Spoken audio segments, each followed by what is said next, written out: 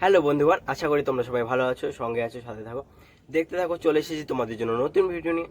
চলো স্টার্ট করা যাক, বেশি বকবক করে না করে। আর ভিডিওটা শুরু করার আগে বলে দিতে চাই যে ছোটরা এবং গুরুজনরা ভিডিওটা থেকে দূরে থাকো। আর বাকিরা যারা দেখছো তারা প্লিজ কানে হেডফোন করো। স্টার্ট, চলো শুরু করা যাক। আজকে দেখবো আমরা দিদার মৃত্যু ব্লগ। তো দেখে নাও।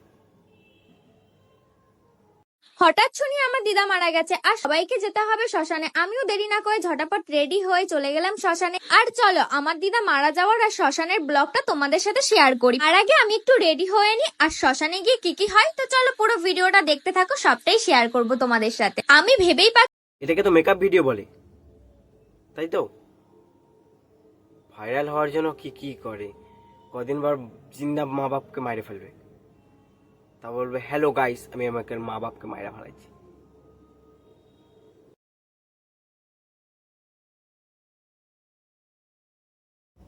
দিদা তুমি ভালো থেকো।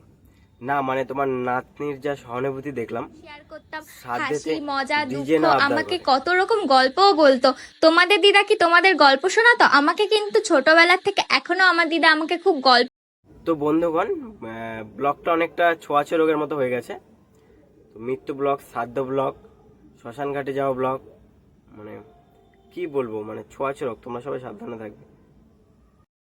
কেউ আবার ব্লগের নামে সব পণ দেখাচ্ছে।